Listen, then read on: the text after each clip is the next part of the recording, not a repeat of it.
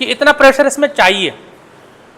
अगर 35 psi pressure भी आ रहा है, मान लीजिए कोई गाड़ी आपके पास आई और गाड़ी में 30 psi आ रहा है, आपने देसी तरीके से क्या नापा कि आपने इंजेक्टर लिया, एक W40 का जो कैन आता है ना 500 रुपए का, W40 कैन लिया, उसको इंजेक्टर में लगाया, प्रेशर दिया, इंजेक्टर में 12 वोल्टेज दिया, फुहार कर रहा है। अरे यार इंजेक्टर तो सही है,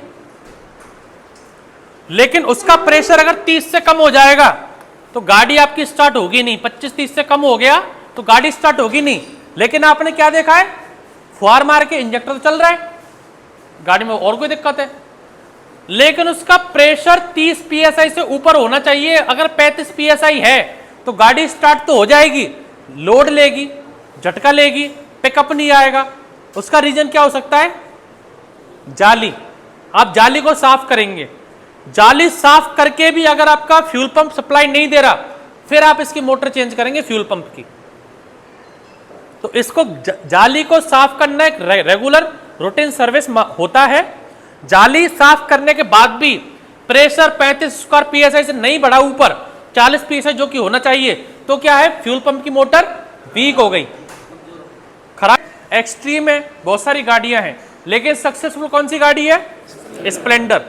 कोई भी गाड़ी फेल होती है, कोई भी गाड़ी पास होती है, सिर्फ और सिर्फ उसका इंजन की से ही वो सब चीजें क्या रहती है, डिपेंड करती हैं। आपके पास आपने अपना गैराज खोल लिया, वर्कशॉप खोल लिया, सर्विस होने गाड़ी आएगी ना, तो जयपुर में तो मान लीजिए 400-500 रुपए लेते हैं। गांव में यह हालत होती है कि कोई गाड़ी आई आपकी सर्विस होने, इसमें आपको ऑयल चेंज करना है, फिल्टर चेंज करना है, आपको ब्रेक शूट चेंज करने हैं आपको, और छोटी मोटी चीजें लेके आप, गांव में ये हालत है कि 100 रुपए से लेके 200 रुपए में ये सर्विस हो जाती है। आपने अपना गैराज लगाया है, आपने आपकी जो दुकान ली है वो ली है 5,000 रुपये महीने में, 1,000 का आपका लाइट का बिल आएगा।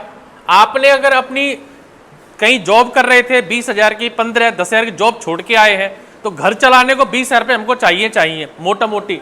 ये हमको 20,000 रुपये राशन पानी, घर, बीवी को घुमाना, कपड़े दिलाना, सब खर्चा 20,000 रुपये चाहिए हमको, नहीं तो बीवी छोड़ के चली जाएगी। तो अगर ये हमको मान लीजिए कि हमको एक दुकान खोलने में 25 से 30,000 हमको उस दुकान से कम चाहिए, जिससे हम अपना जीवन यापन आराम से कर सकें। 25 से 30,000 चाहिए आज के टाइम पे, उसके बिना जिंदगी हो ही नहीं सकती। आप 2 वक्त की रोटी चैन से खा ही नहीं सकते हो। अब हम लोग सिर्फ सर्विस के भरोसे रह जाते कि यार गाड़ी आएगी इसमें सर्विस कर देंगे, इंजन तो आता है नहीं हम पे, ब्रेक शू टाइट कर दो, चैन चक्का टाइट कर दो, कैलिपर टाइट कर दो। जयपुर में ये हालत है, 500-500 रुपए में सर्विस होती है। और आज के टाइम पे कस्टमर हो या हम खुद हो, हम लोग क्या करते हैं, सामान खुद से ले आते हैं। इंजन और ऑयल लिया है देख के, बाकी चीजें देख के लिया कि भाई ऑयल में ला रहा हूँ, ब्रेक शू ला रहा हूँ, क्लच प्लेट ला रहा हूँ। कस्टमर इतना होशियार हो चुका, सारी चीज आपको ला के रख देगा, भैया लो तू तो अपनी मजदूरी बता। 200 रुपए में क्या हम लोग चलाएंगे दुकान। जो पैसा जो बचता है वो या तो आपको बचेगा इंजन ओवरऑलिंग में, इंजन आप रिपेयर करें, और या फिर आपकी वायरिंग, या आपके सेंसर, या आपकी स्कैनिंग। ये 4 चीजों में आपको पैसा मिलने वाला है। सर्विस में कोई पैसा ना मिलेगा ना बचेगा आपको। सर्विस में तो ये है कि आप घर पे आप मकान बनाते, मैंने पहले भी आपको एग्जांपल दिया था, ये दीवार बनानी है, एक मकान बनाना है, आप इसको लंबाई चौड़ाई नाप के ईंट का कैलकुलेशन लगा सकते हो। मिस्त्री को ईंट लानी, हाँ भाई इतनी ईंटों में ये हो जाएगा। बजरी 4-3 का मसाला चला, 4-1 का मसाला, इतनी बजरी लगा, सीमेंट लगा, ये सब कुछ है। जैसे ही आपको वायरिंग करवाने की बारी आई, आप सिर्फ उसको ये बता सकते हो भैया ये बटन से तो ये पंखा चालू हो जाए, ये बटन से मेरी ये लाइट चालू हो जाए, ये बटन से ये फलानी चीज चालू हो जाए। आपका दिमाग काम नहीं करेगा कितना मीटर तार लगेगा। इसमें ये 2 पंखे के पॉइंट है और 4-5 इसमें लाइट के पॉइंट है। एक लाइट जलने के लिए 2 तार चाहिए, 2, 4, 6, 8, 10, 5 लाइट हो गई मतलब 10 तार हो गए। 2 पंखे के पॉइंट हो गए मतलब 2 और 2 4, 14 तार हो गए। उसने तो आपको बता दिया भाई 14 तार लगेंगे, आप मीटर करके नाप के लिए आए। उसने क्या किया, अर्थ सबका कॉमन रख दिया। अर्थ एक तार लाया, अर्थ का माइनस का, 1 लाइट, 2 लाइट, 5 की 7 पॉइंटों में अर्थ उसने कॉमन घुमा दिया, और एक तार पंखे का, एक तार लाइट कैसे करके तार उसने कितना बचा लिया। तो ये जो टेक्निकल चीजें होती है ना बाइक में, तो कस्टमर कभी भी वायरिंग से इन सब चीजों से समझ नहीं सकता है कि यार पैसा कैसे, पैसे इन्हीं चीजों में आपको मिलेगा, या तो इंजन ओवरऑलिंग में, या फिर वायरिंग में, सेंसर्स में, स्कैनिंग में, कोडिंग में। बाकी सर्विस वाला तो हमसे अच्छा जो टायर पंचर वाला है ना, वो भी टायर खोल के आपको देके रिम निकाल देगा कि आप KTM ले जाओ, R15 ले जाओ, तो पूरा चक्का खोल देगा, एक्सल खोल देगा, ट्यूब डाल के वापस लगा देगा, चाहे ब्रेक डिस्क ब्रेक वाली हो, चैन टाइट करनी है चैन टाइट कर देगा वो पंचर वाला। तो हम लोगों को पंचर वाले तो कम से कम नहीं बनना कि सर्विस से पीछे पड़े रहे। सबसे ज्यादा दिमाग आपका खुलेगा वो इंजन में खुलेगा। इतनी सारी कंपनियां हैं, बजाज हो गई, हीरो हो गई, सुजुकी हो गई, सबसे बेस्ट हीरो चलती है, सिर्फ और सिर्फ उसका एक ही रीजन है, उसका इंजन। जब तक आपको इंजन के बारे में नॉलेज नहीं होगी, जब तक आप परफेक्टली कभी काम नहीं कर सकते हैं। आज की ट्रेनिंग हम लोग लेने वाले हैं BS6 सेंसर्स पे कि BS6 आया क्यों, लेकिन उससे पहले सर लोगों ने, इन सब लोगों ने तो आपको बता दिया होगा पहले से ही कि ये सारी चीजें क्या है और क्यों जरूरी हैं। जो इंजन के बारे में मैंने पहले भी आपसे क्लास ली है, सेंसर की जरूरत क्यों पड़ती है पहले तो समझना पड़ेगा हमको। इंजन 100 साल पहले भी वही था, 100 साल बाद भी वही है, आने वाले टाइम पे भी इंजन यही रहेगा, इंजन कभी चेंज नहीं होने वाला। ये हमारा इंजन ब्लॉक है, ये हमारा आ गया पिस्टन, आ गया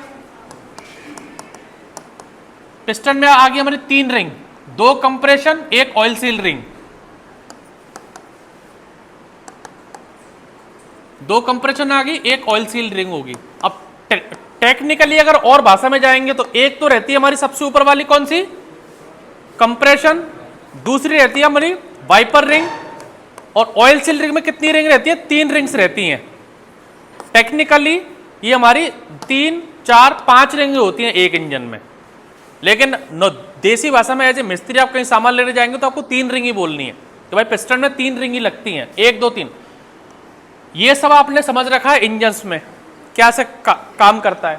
एक हमारा रहता है इनटेक वाल्व, एक रहता है हमारा एग्जॉस्ट वाल्व, एक रहता है स्पार्क प्लग। 4 स्ट्रोक इंजन में हमेशा स्पार्क प्लग लगा रहेगा साइड से, क्योंकि हमारा जो हेड की लंबाई है वो 4 से 5 इंच की लंबाई, तो हमारा स्पार्क प्लग इतना जा ही नहीं सकता।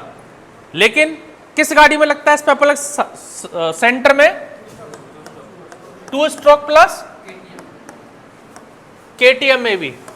जो KTM का इंजन जो रहता है ना, उसमें 2 इनटेक वाल्व है, जैसे ये अपना 2 इनटेक 2 एग्जॉस्ट, और सिंगल जो बाकी जो इंजन रहता है जिसमें हमारा एक तो इनटेक वाल्व रहता है, एक हमारा एग्जॉस्ट वाल्व रहता है। तो इसके लिए हम लोगों ने क्या लगा के रखते हैं यहां पर, रॉकर, और रॉकर को ड्राइव किससे मिलती है, कैम शाफ्ट से। ये होगी हमारी कैम शाफ्ट। कैम शाफ्ट क्या करेगी, एक रॉकर इसके ऊपर, एक रॉकर इसके ऊपर। लेकिन जहां पर 4 वाल्व आ गए, तो 4 वाल्व में जो सिंगल जो आपकी कैम शाफ्ट है, ये कैम शाफ्ट आपके 4 रॉकर को नहीं घुमा सकती है, क्योंकि जो KTM इंजन है ये रेसिंग के लिए, हाई पिकअप के लिए, हाई रेसिंग के लिए, हाई पावर आउटपुट के लिए है। जहां पर रॉकर रहेंगे वहां पर टैपेड रहेंगे, और समय के संग 4000, 5000, 10,000 किलोमीटर चल चल के जब टैपेड और रॉकर टकराते हैं तो गैप आने लग जाता है, उसको बोलते हैं टैपेड आवाज कर रहा है, फिर वो गेज से सेट करते हैं। लेकिन एडवांस इंजन में वो टैपेड है ही नहीं है, रॉकर है ही नहीं है। डायरेक्टली इस वाल्व को कौन खोलता बंद करता है, कैम शाफ्ट। ये वाल्व है, वाल्व के ऊपर डायरेक्टली कैम लगी हुई है, तो ना तो उसमें रॉकर चाहिए, ना रॉकर कभी लूज होंगे, ना टैपेड का काम है। ये डायरेक्टली रॉकर क्या कर रहे हैं, दोनों वाल्व को खोल रहे हैं। एक कैम शाफ्ट यहां लग रही है, एक कैम शाफ्ट यहां लग रही है, तो एक कैम शाफ्ट होगी हमारी इनटेक वाल्व के लिए, एक कैम शाफ्ट होगी हमारी एग्जॉस्ट वाल्व के लिए। गाड़ी पिकअप नहीं दे रही, कर नहीं रही, तो हम लोगों को एक कैम शाफ्ट या एक तरफ के वाल्व भी देख सकते हैं हम लोग। इसमें अगर कैम शाफ्ट रॉकर खराब है तो पूरी कैम क्या करेगा, दोनों वाल्व को कंप्लीटली सेटअप को चेंज करना पड़ेगा। इसमें इनटेक वाल्व की प्रॉब्लम आ रही है या एग्जॉस्ट वाल्व की प्रॉब्लम, वही आपको कैम शाफ्ट आपको चेंज करनी, दोनों एक संग नहीं बदलनी। 2 कैम शाफ्ट है तो KTM की टाइमिंग जो रहती है वो कहां मिलेगी आपके ऊपर, 2 बार गियर मिलेंगे। नॉर्मल जो सिंगल सिलेंडर जो इंजन है, इसकी एक जो कैम शाफ्ट का जो गियर है और एक जो इसका क्रैंकशाफ्ट का गियर है उसको टाइमिंग से आपको मिलाना है। तो एक बार टाइमिंग आपकी नीचे मिलती है, एक बार टाइमिंग आपकी ऊपर मिलती है। लेकिन जो केटीएम का इंजन है उसकी आपको क्या करना पड़ेगा, 2 बार तो आपकी टाइमिंग मिलानी पड़ेगी ऊपर, और वापस से उसकी टाइमिंग किससे मिलानी पड़ेगी, क्रैंकशाफ्ट से। 3 जगह टाइमिंग मिलानी है आपको, पहली यहां पर, दूसरी यहां पर और तीसरी यहां पर। 3 टाइम आपको ये मिलानी पड़ेगी केटीएम। तो ये बेसिक चीजें आप समझ देख रखा है, आप लोग समझ चुके हैं। अब हमको क्या जरूरत पड़ी इनको सेंसर डालने की, BS6 टेक्नोलॉजी। BS6 जरूरत क्यों पड़ी हमको, ऐसा क्या है BS6 के, क्या BS6 से देखिए, BS6 जो रहता है एक भारत स्टेज है। भारत स्टेज मतलब कि जब हमारी गाड़ियां आना चालू हुई तो वो धुआं कितना दे रहा है, सिर्फ धुआं तक सीमित नहीं है BS हमारे स्टैंडर्ड, भारत स्टेज वो इस पे भी सीमित है। पहले जो BS4 गाड़ी आप देखते थे, मान लो कोई स्विफ्ट आती थी लोअर मॉडल, टैक्सी मॉडल, उसमें 2 एयरबैग नहीं आते थे, उसमें एक ही एयरबैग नहीं था, एयरबैग हाई मॉडल में था। तो जब गाड़ी मान लीजिए कि प्लांट हमारा सूरत में है, प्लांट हमारा दिल्ली में है, प्लांट हमारा मुंबई में है, तो 5 प्लांट है इंडिया में जहां पर कोई मान लो स्प्लेंडर हमारी बन रही है।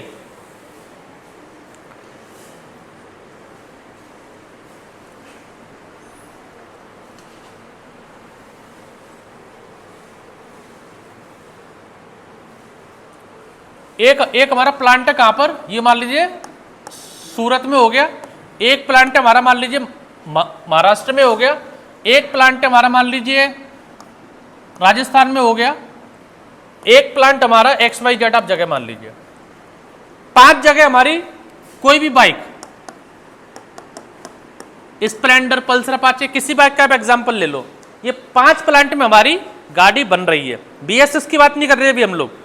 अब हमारा जो स्टेट है, राजस्थान, हरियाणा, उत्तर प्रदेश, MP, आसाम, उड़ीसा, नागालैंड, त्रिपुरा, मेघालय, कन्याकुमारी, कोई कोई जगह ऐसी है, मान लीजिए कन्याकुमारी हमेशा फॉग रहता है, मतलब फॉग मतलब अंधेरे धुंध रहती है। कोई कोई जगह ऐसी है जहां पर क्या है, बहुत सारे पहाड़ हैं, पहाड़ी एरिया है जहां पर बिल्कुल शार्प कट रहते हैं। बहुत सारे, जब मेघालय हो गया बारिश पड़ती है, बहुत ज्यादा धुंध रहती है, जैसे सर्दियों में हो जाता है। तो हमको जो गाड़ी जो बनानी है इसमें हमको सेफ्टी फीचर भी ऐड करने। सेफ्टी फीचर में क्या आ जाता है, अगर कार की बात करें तो पहले BS4 में क्या आता था, एयरबैग नहीं आते थे। BS6 में कंपलसरी किया एयरबैग लाना, कि गाड़ी एक्सीडेंट हो गई तो चाहे लोअर मॉडल है चाहे हाई मॉडल है, एयरबैग आपको कंपलसरी देने ही देने पड़ेंगे। फिर बाइक की बात करें तो DRL लाइट आती है। अब राजस्थान में है तो आपको लगता होगा इस लाइट से होता क्या है, गाड़ी आ रही है हमें दिख रही है, लेकिन वो व्हाइट जो DRL लाइट क्यों जल रही है, वो क्योंकि जो यहाँ पर अगर मेरे को अगर प्लांट में राजस्थान में बाइक बन रही है, ये गाड़ी कहाँ जा सकती है, हमारी कन्याकुमारी जा सकती है, जहाँ पर हमेशा फॉग रहता है, गाड़ी दिखती नहीं है। ड्राइवर आधे तो एजुकेटेड हैं जो गाड़ी को डिपर मारते हैं, लेकिन आधे एजुकेटेड नहीं है, उनको पता ही नहीं डिपर से क्या होता है। तो कंपनी ने बोला भाई जो कंपलसरी है आपको सारी गाड़ियों में लाइट देनी पड़ेगी, क्योंकि ये प्लांट की गाड़ी पूरे भारत में, पूरे इंडिया में किसी भी स्टेट में कहीं भी जा सकती हैं, पहाड़ों पे, पर्वतों पे, लद्दाख, कहीं भी। तो हम लोग गाड़ी अलग अलग थोड़ी बनाएंगे कि गाड़ी किस स्टेट में जा रही है, इसका सिस्टम अलग करो, इसमें DRL हेडलाइट दो, इसमें मत दो, इसमें दो।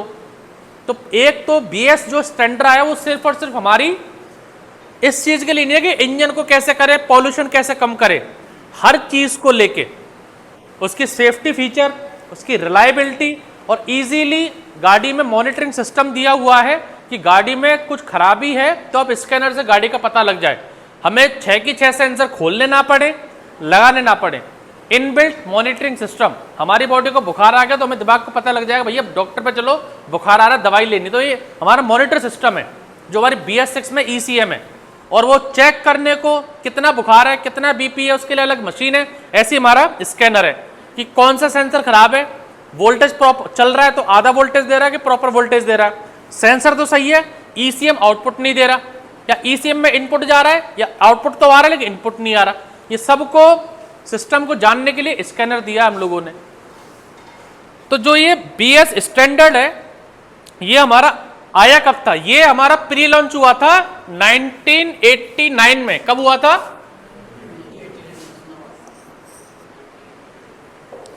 अभी नहीं आया ये, 45 साल से चल रहा है काम। कितना?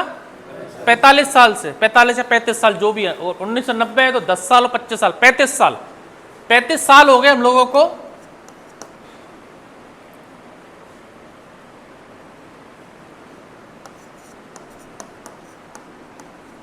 साल में हम लोगों ने ये देखा है कि भैया BS स्टैंडर्ड लाना है। ये हाथों हाथ 2020 में BS6 आके और ये हो गया, वो हो गया, ये हो गया, वो नहीं है। 35 साल से प्लानिंग है कि कब हमें क्या करना है। और हम लोग फॉलो किसको करते थे? पहले हम लोग यूरोप स्टैंडर्ड को, मतलब यूरोप जो कंट्री है उसके एमिशन स्टैंडर्ड को। हमारे पास भारत में पहले सिस्टम नहीं था, मशीनरी नहीं थी, सिस्टम ही नहीं था कि धुएं को नापने को यंत्र हो सकता है। हमें तो यह था कि गाड़ी पहले घोड़ा गाड़ी चलती थी, जब हम लोग पेट्रोल इंजन आया, ओटो हॉफमैन लाया, डीजल इंजन आए, वो जो साइंटिस्ट ने बनाया इंजन तो बना दिया, नापने की मशीन नहीं थी। नापते किससे थे? घोड़ों से। इसलिए आज भी हम लोग वो इंजन को किसमें देखते हैं? हॉर्स पावर में। क्योंकि पहले जो गाड़ियां या ये बड़ी बड़ी गाड़ी चलती थी, घोड़ा गाड़ी, तो उसमें मानक माना गया था घोड़े को। हाथी क्यों नहीं लगाया? हाथी में ज्यादा ताकत थी। एलिफेंट हॉर्स पावर क्यों नहीं होती? ईपी क्यों नहीं हो सकता? हॉर्स पावर क्यों है? एचपी क्यों है? एलिफेंट पावर क्यों नहीं है? क्योंकि एलिफेंट में पावर तो है लेकिन वो भग नहीं सकता है, लपक पिकअप नहीं है उसमें। तो भग तो शेर भी सकता है, तो टाइगर पावर क्यों नहीं मानी?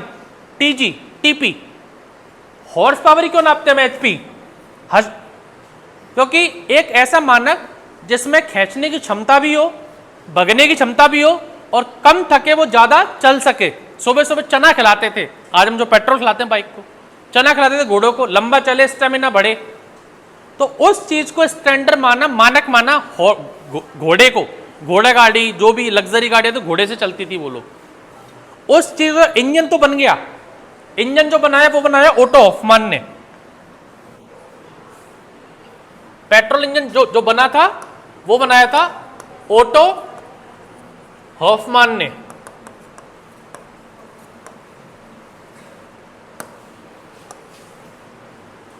फिर इसके बाद बना डीजल इंजन। डीजल इंजन बनाया रुडोल्फ डीजल ने। Rudolf diesel.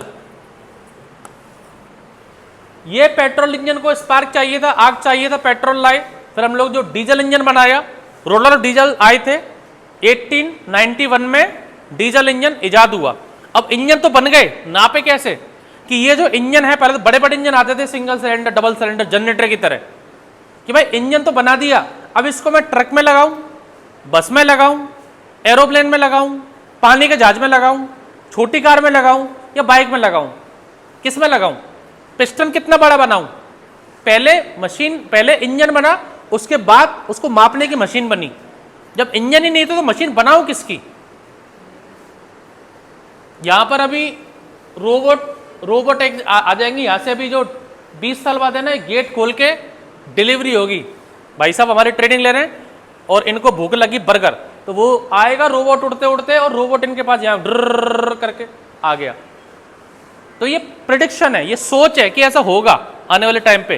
तो अब वो रोबोट टकरा नहीं जाए, रोबोट जगह नहीं कराए, रोबोट के लिए सेंसर होने चाहिए दीवारों पे। तो पहले वो सेंसर आएंगे कि पहले वो रोबोट आएगा डिलीवरी वाला? उसके बाद सोचेंगे कि ये आने लग गया, क्या क्या खामियां आई। ब्रेक आती सिंपल ब्रेक थी, पावर ब्रेक करी, हाइड्रोलिक ब्रेक करी, एयर ब्रेक करी। तो पहले मशीन बनती है, उसके बाद उसको मापने की चीजें बनती हैं। तो इंजन तो बन गए, इंजन को नापने के लिए फिर हम लोगों ने क्या किया? घोड़ों को लगाया एक तरफ, घोड़े लगाए एक तरफ, इंजन लगाया गाड़ी में लगा के, भाई इस गाड़ी में कितने घोड़ों खींच रहा है ये गाड़ी। उससे हम लोगों ने एचपी बनाया। फिर आया बीएचपी, ब्रेकिंग हॉर्स पावर, कि जो ये घोड़े खींच रहे हैं इनको कितना ब्रेक लगाऊं कि घोड़ों को रोक ले। एक तो हो गया इंजन जो इसको क्या कर रहा है, खींच रहा है, वो तो होगी हॉर्स पावर। अब इसको घोड़ों को रोकने के लिए क्या करूं कि ये घोड़े रोक देंगे, मेरे को ले जाएंगे लंदन खींच के। फिर इसके लिए क्या आया? बीएचपी, ब्रेकिंग हॉर्स पावर, कि जो ब्रेक शू मेरे को लगाने हैं, गाड़ी को रोकना है, पूरी गाड़ी को। इंजन तो टेस्ट कर लिया, अब इंजन को बंद करने रोकने के लिए कितनी बड़ी ब्रेक चाहिए, लेदर कितना बड़ा चाहिए ब्रेक शू, बाइक में लगाऊं, कार में लगाऊं, हेलीकॉप्टर में लगाऊं, कैसे पता लगेगा? उसके लिए क्या आया? BHP, braking horse power. तो ये आया। तो अब क्या हुआ,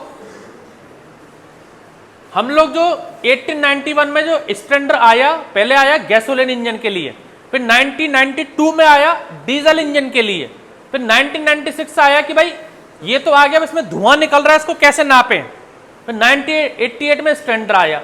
तो ये जो प्री BS6 था कि BS6 लॉन्च होने से पहले हम लोगों ने इस सिस्टम को जाना कि यूरोप जो है, यूरोप कंट्री है, पूरे वर्ल्ड की पुलिस है, यूरोप सबसे सेंसिटिव देश है जो पॉल्यूशन के लिए, ग्लोबल वार्मिंग के लिए सबसे ज्यादा सतर्क है, और वो स्टैंडर्ड बनाता है यूरोप। और कहीं ना कहीं आज भी इंडिया या बाकी का देश किसको फॉलो करते हैं?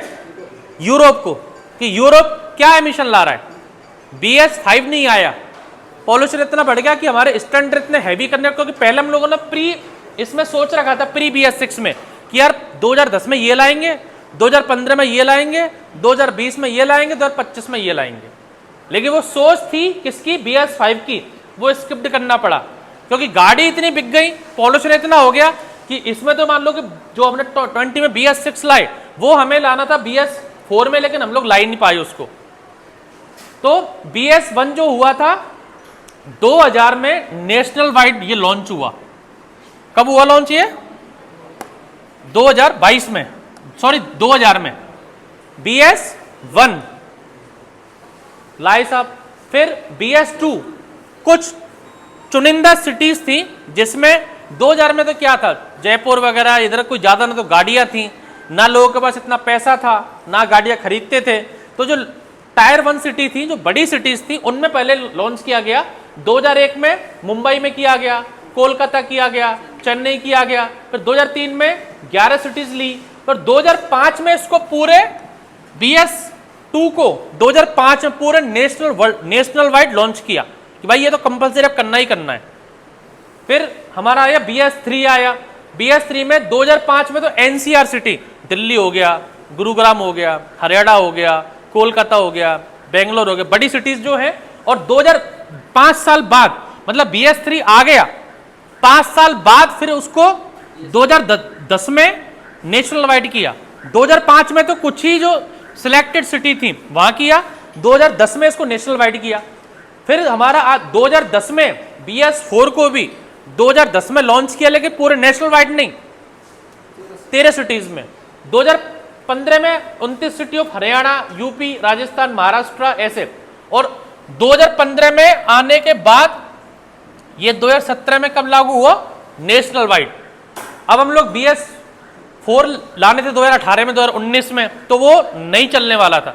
कंपनी ने बोला साहब एक संग बता दो मैं क्या इंजन बनाना है, ये बार बार हमें परेशान मत करो, अब BS5 छोड़ो, BS6 बता दो मैं कितना धुआं निकालना है बाहर, उतना ही निकालेंगे। तो फिर ये 2020 में अप्रैल में आया था, 2020 अप्रैल में तो आया था इसका फेज 1, BS6 का फेज 1 आया था, जो स्प्लेंडर थी जिसमें मीटर क्या था, डिजिटल मीटर ही था, लेकिन उसमें स्कैनर लगता था। और जब फेज 2 आया इसका 2021-22 में आया फेज 2 BS6 का। BS6 के भी 2 फेज आए, फेज 1 और फेज 2, दोनों में चेंज की है। जैसे फेज 2 में साइड स्टैंड आ गया, आपका साइड स्टैंड वाला सिस्टम है, ये किस में आया? फेज 2 में आया कि गाड़ी भाई बिना साइड स्टैंड हटे स्टार्ट नहीं हो, ये फेज 2 में आया, फेज 1 में नहीं था। है BS6 दोनों ही, लेकिन फेज 1 में नहीं था। बहुत सारी चीजें जैसे अपना ये स्पीडोमीटर आप देखेंगे स्प्लेंडर का, वो डिजिटल आ गया है, वो किस में आया था? फेज 2 में, फेज 1 में वो नहीं था। इनबिल्ट मॉनिटरिंग सिस्टम जैसे कार में रहता है, कार में इंजन की ऑयल लाइट खत्म तो वो लाइट का उसमें क्या आ जाएगा? मार्क आ जाएगा। तो फेज 2 में क्या आ गया कि बाइक का इनबिल्ट मॉनिटरिंग सिस्टम लाओ जो बिना स्कैनर के बेसिक समस्याओं को मीटर पे डिस्प्ले कर दे कि ये गाड़ी इसलिए स्टार्ट नहीं हो रही कि इसमें ये प्रॉब्लम है। साइड स्टैंड की लाइट आने लग गई, ऑयल की लाइट आने लग गई, बहुत सारी लाइटों क्या कर दिया मीटर में दे दिया, डिजिटल वाले में। तो वो किस में आया? फेज 2 में। अब फेज BS7 आने वाला है अगले साल। अब हम लोग आते हैं कि हम लोगों को जरूरत क्या पड़ती है BS6 लाने की। अब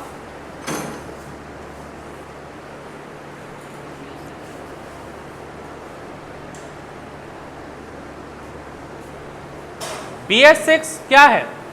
भारत स्टेज का छठा नॉर्म से जो इंडिया को लेटेस्ट एमिटर स्टैंडर्ड से मिलाता है, जो किसके बराबर है? यूरो क्या है? यूरोप। यूरो किसको बोला गया है? तो हमारा स्टैंडर्ड किसको फॉलो करता है? यूरोप के स्टैंडर्ड को। यूरो 1, यूरो 2, यूरो 3 वहां पर चलता है यूरोप में ऐसे। यूरो 1 आ गया, यूरो 2 आ गया, यूरो 3 आ गया, और यहां पर हम लोग इंडिया किससे मार्गदर्शन लेते हैं? यूरोप से। तो इसलिए यूरो जो है, यूरो का फुल फॉर्म है यूरोप। तो जो यूरोप का छठा एमिशन स्टैंडर्ड है उसको भारत स्टेज 6 बोला गया, BS। पहले जो 2010 में हमारे इंडिया के स्टैंडर्ड को भी यूरो 1 टेक्नोलॉजी, यूरो 2 टेक्नोलॉजी बोलते थे, लेकिन BS अपना नाम लगाया, भारत का नाम लगाओ भाई, भारत स्टेज, फिर ये भारत BS करा हम लोगों ने। अब इसमें जो पेट्रोल है, प्योर पेट्रोल होगा, उस प्योर पेट्रोल में आप आग लगाओगे तो कभी भी पेट्रोल धुआं नहीं देगा, पेट्रोल कभी धुआं देगा ही नहीं, फ्यूल हैवी होता जाएगा। केरोसिन, डीजल, ऑयल, जो क्रूड ऑयल जो निकल रहा है आपका,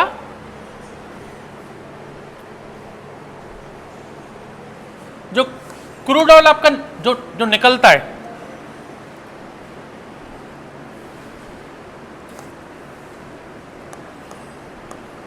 यहां से ही आपका निकलेगा ऑयल जो सबसे गाढ़ा रहता है, फिर हम लोग निकालते हैं इसमें से डीजल जो इससे हैवी रहता है, फिर इसमें निकालते हैं हम लोग केरोसिन, फिर निकालते हैं हम लोग इसमें पेट्रोल, फिर निकालते हैं इसमें वाइट पेट्रोल।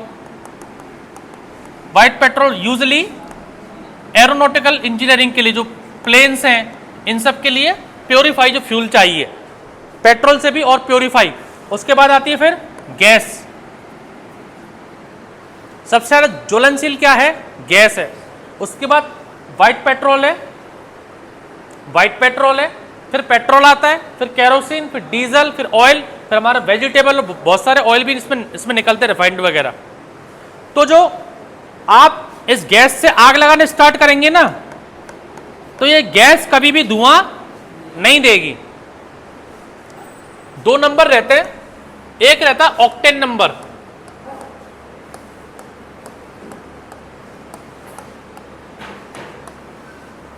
धुआं क्या देता है? कार्बन। कार्बन समझते हैं? Simple, carbon. जो कोयला समझते हैं ना, कोयला कार्बन है, कोयला धुआं ही धुआं देगा क्योंकि इसमें कार्बन की मात्रा सबसे ज्यादा है। अब कोयले का कार्बन मतलब कोयला को मान लो। जो ये ऑक्टेन नंबर रहता है, ये इसकी जो पेट्रोल है इसमें केमिकल रिएक्शन होती है। आप दवाई ले रहे हो उसमें भी केमिकल है, खाना बना रहे हो केमिकल है, पेट्रोल जो डीजल बना रहे हैं अलग अलग हम लोग जो कर रहे हैं उसमें केमिकल के थ्रू हर चीज को बांट रहे हैं। तो केमिकल में कितना प्रतिशत कार्बन है? ऑक्टेन नंबर जो रहता है, ये मान low carbon carbon carbon carbon carbon carbon, ये इसमें जो कार्बन की चेन रहती है ना, ये रहती है आपकी चेन वाइज, मतलब कार्बन की संख्या इसमें कम है। एक रहता है इसमें C10 नंबर,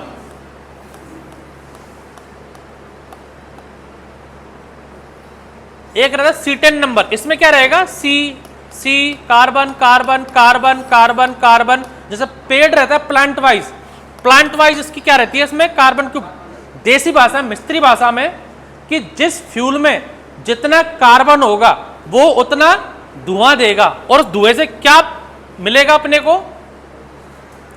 NO2 मिलेगा। ये सब जो CO हो गया, PM हो गया, NOx हो गया, ये सब हार्मफुल गैसेज हैं हमारे लिए भी, वायुमंडल के लिए भी, जीव जंतुओं के लिए भी, पेड़ों के लिए भी, और हमारे धुएं को पॉल्यूटेड करने के लिए। तो पूरी कहानी हमारी, आधी कहानी तो पूरी नहीं, आधी कहानी तो रहती है हमारी इस पे डिपेंड कि भाई हम लोग इसको CO2 को, कार्बन मोनोऑक्साइड हो गया, हाइड्रोकार्बन्स हो गए, नाइट्रोजन ऑक्साइड हो गए, दिन में पेड़ क्या देता है हमें? ऑक्सीजन। रात में पेड़ क्या देता है? Carbon dioxide. तो carbon CO2 premium bike check तो ABS दो भाई, इसमें गाड़ी मारे एकदम से पहिया स्लिप ना हो, ABS लगाओ इसमें, एंटी ब्रेकिंग सिस्टम। तो ये सारे के सारा पार्ट किसका है? BS स्टैंडर्ड का। गवर्नमेंट बोलती है कंपनी भाई तुम तो गाड़ी बेचोगे मलाई खा रहे हो, हमारे रोड एक्सीडेंट में 1 लाख लोग हर महीने मर रहे हैं, तुम्हारी गाड़ी में एक्सीडेंट होता है तो उनकी डिटेलिंग होती है, गाड़ी का एक्सीडेंट तो लोग की हत्या क्यों मरे, एयरबैग नहीं खुला, कि बॉडी की बिल्ड क्वालिटी खराब थी, बॉडी की चद्दर पतली थी। तो ये तो कंपनी पहले आती थी अपने बैग के माल फ्री, कंपनी ने बोला भाई 5 स्टार रेटिंग लाओ, स्टार रेटिंग आते ना गाड़ी 3 स्टार है, 4 स्टार, 5 स्टार है। 5 साल पहले कोई बात नहीं करता था स्टार की, क्योंकि पहले गाड़ी भारी आती थी, दमदार, टाटा लो, हैवी गाड़ी आती थी। अब एक स्विफ्ट में एक मुक्का मार दो जोर से बोनट पे, वो पिचक जाएगा बोनट। तो कंपनी को चाहिए प्रॉफिट और गवर्नमेंट को चाहिए सिक्योरिटी। तो गवर्नमेंट उंगली करती है भाई ये चीज दो हमें, धुआं इतना ही निकलना चाहिए, हमें नहीं पता कैसे कम करोगे, पानी से चलो हमें नहीं पता, धुआं इससे ज्यादा निकलना नहीं चाहिए साइलेंसर में से, निकलेगा तो तुम्हारी गाड़ी को हम अप्रूव ही नहीं करेंगे सेल होने के लिए। गाड़ी के बिल्ड क्वालिटी, गाड़ी बनाओ ठोको दीवार में मेरी में, गाड़ी के अंदर जो पैसेंजर है ना सेफ रहना चाहिए, नहीं सेफ होगा तो मैं अप्रूवल नहीं करा तुम्हारी गाड़ी को। तो गवर्नमेंट और कंपनी में लड़ाई चलती है, गवर्नमेंट कर रही है कि भाई स्ट्रिक्ट करो, जो लोग ना मरे, गाड़ियों के एक्सीडेंट कम हो, गाड़ी की बिल्ड क्वालिटी अच्छी हो, उस चीज को लेके, प्लस ये जो इंजन जो हार्मफुल जो गैस छोड़ रहा है इसको लेके बनता है भारत स्टेज। इंजन वही है, ring, piston, head, cam, crank, इनमें चेंजमेंट नहीं हो रहा, चेंजमेंट हो रहा है भारी चीजों में। अब ये जो चीजें आई तो इसके लिए पहला हम लोगों ने सेंसर क्या लगाया,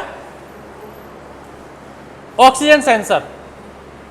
ऑक्सीजन सेंसर क्या कहाँ लगता है हमारा, गाड़ी के साइलेंसर पे, यहां पर ये लगा हुआ है कि आपने पेट्रोल जो दे रहे हो इंजन के अंदर, पहले था कार्बोरेटर, कार्बोरेटर का काम था कि पेट्रोल और एयर को दोनों को मिक्स करके इंजन के अंदर भेज दे। घर में चूल्हा है, लकड़ी में आग लग रही है, आग लग के क्या हो रहा है, घर की महिला फूकने से फूक मार रही है, टेक्निकली क्या है कि आप उसको क्या ज्यादा दे रहे हो, ऑक्सीजन, और ऑक्सीजन देके आग क्या हो रही है, बढ़ रही है। फ्यूल उतना ही था, मतलब लकड़ी उतनी थी, आपने सिर्फ क्या दिया था, ऑक्सीजन दी है। ऐसे ही करके जो कार्बोरेटर क्या करता है, कार्बोरेटर में जो पेट्रोल है और जो एयर है,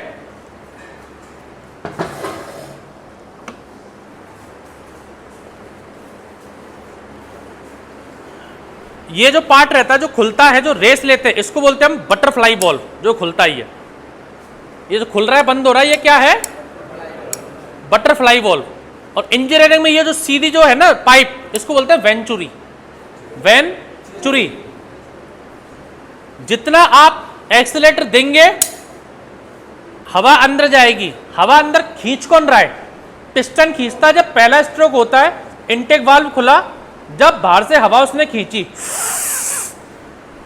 अब एक तो मैंने मुंह को दबा लिया, खींच के देखो हवा खींच सकते हो क्या, हाथ को रख के हवा कैसे खींचोगे आप, नहीं खींचेगी हवा।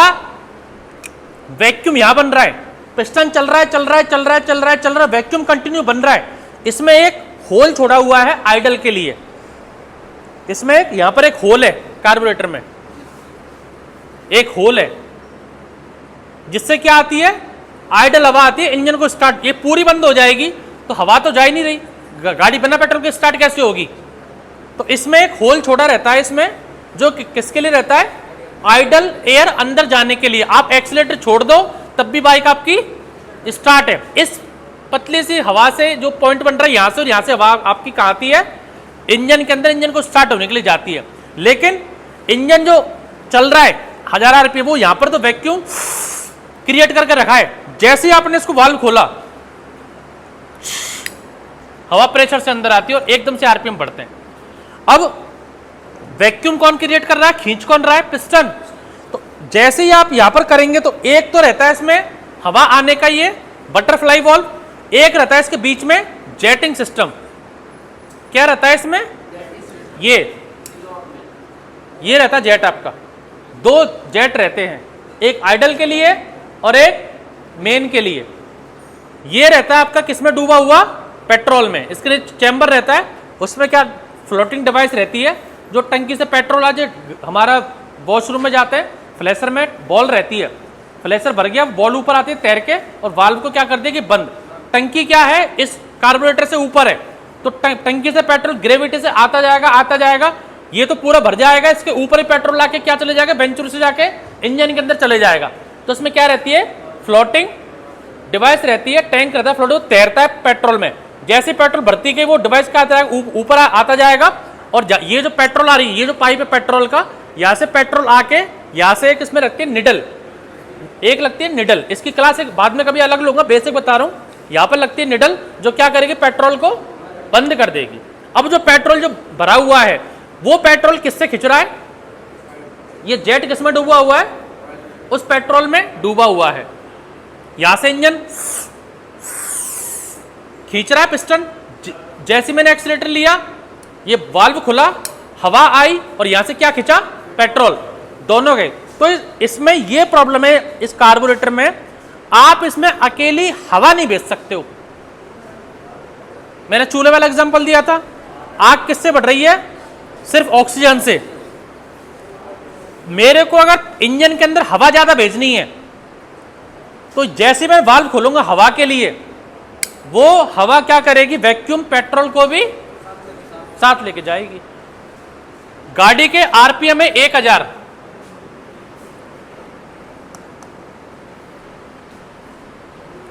गाड़ी के आरपीएम है 1000, 1000 आरपीएम से 2000 आरपीएम आप रेस देते हो तो एकदम से 2000 हो जाता है क्या, 1001 होगा, 1002 होगा, 1003 होगा, 1004 होगा, 1100 होंगे, 1200 होंगे। मैं ये नहीं कह रहा कि 1000 आरपीएम से 2000 आरपीएम डायरेक्टली हवा कर देगी, पेट्रोल भी चाहिए, लेकिन 1000 आरपीएम से 1500 आरपीएम सिर्फ हवा से हो सकते हैं। जैसे 1500 आरपीएम हो जाएंगे, सीकेबी सेंसर कमांड देगा ईसीएम को, ईसीएम कमांड देगा इंजेक्टर को, भाई अब तू क्या कर, ज्यादा स्प्रे कर।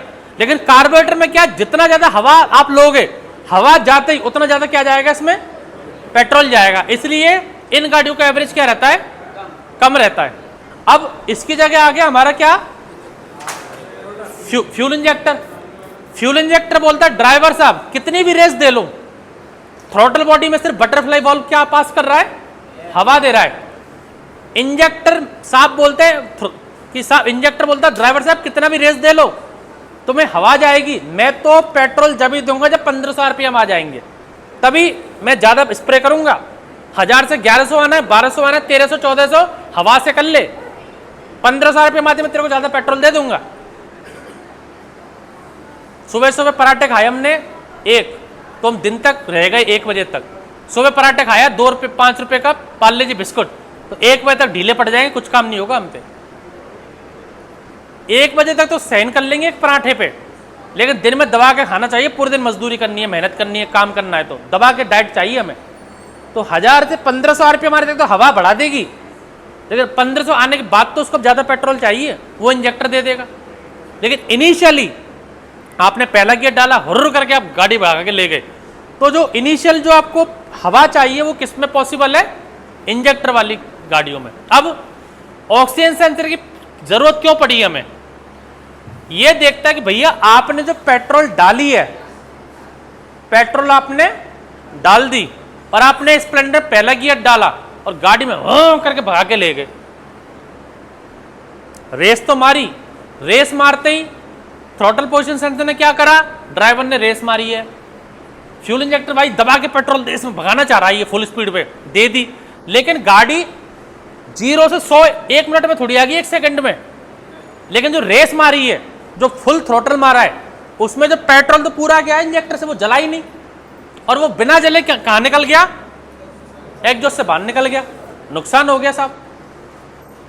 खाना खाया हमने, हमारी जब तबीयत खराब रहती है हॉस्पिटल में तो हम टेस्ट कराने जाते हैं, वो हमारे जब हम लोग मल निकालते हैं, पोटी करते हैं, उसका टेस्ट करते हैं, यूरिन का टेस्ट होता है कि आपने जो मुंह से खाया, आपके शरीर ने, आंतों ने कितना % प्रोटीन विटामिन उससे बॉडी को दिया और बाकी वेस्ट बाहर निकाला, या फिर बॉडी ने इंटरनल ऑर्गन काम ही नहीं कर रहे, आपने जो खाया और वेस्ट करके निकाल दिया।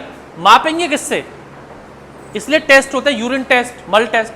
O2 सेंसर, ठीक है भैया पेट्रोल डाल दिया, एयर डाल दी, इंजन, लेकिन भाई तूने पूरा इंजन भाई तूने यूज किया कि नहीं किया, इंजन बोलता किया, तो ये उसका प्रमाण है।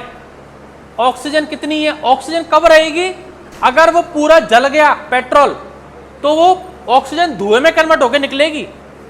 अगर ऑक्सीजन निकल रही है तो मतलब अंदर आग प्रॉपर लगी नहीं पा रही है, पेट्रोल की कमी है या फिर ऑक्सीजन की कमी है? आग नहीं लग पा रही तो पेट्रोल बिना जला निकल रहा है, तो ऑक्सीजन कम तो नहीं था।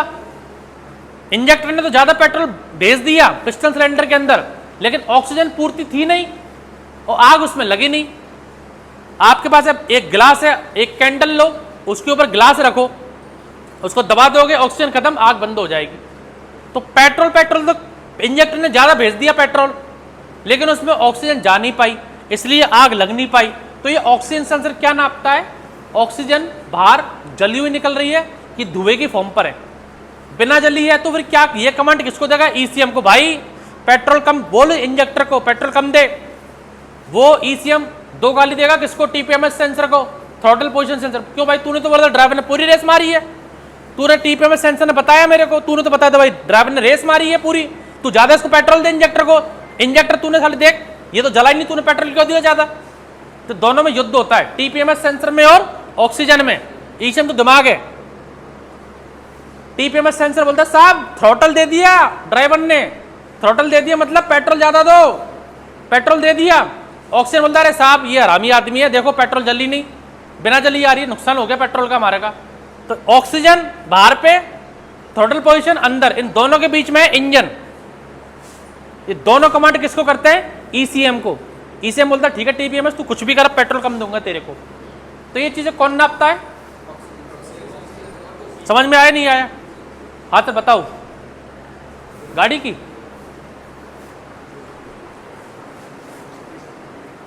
बताइए सर। ये एक मैडम एक कूलर बंद कर दो।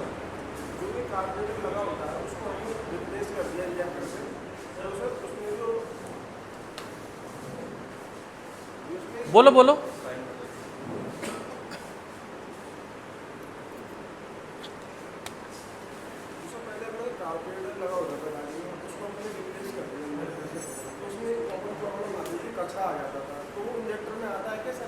इंजेक्टर में कचरा आता है, उसका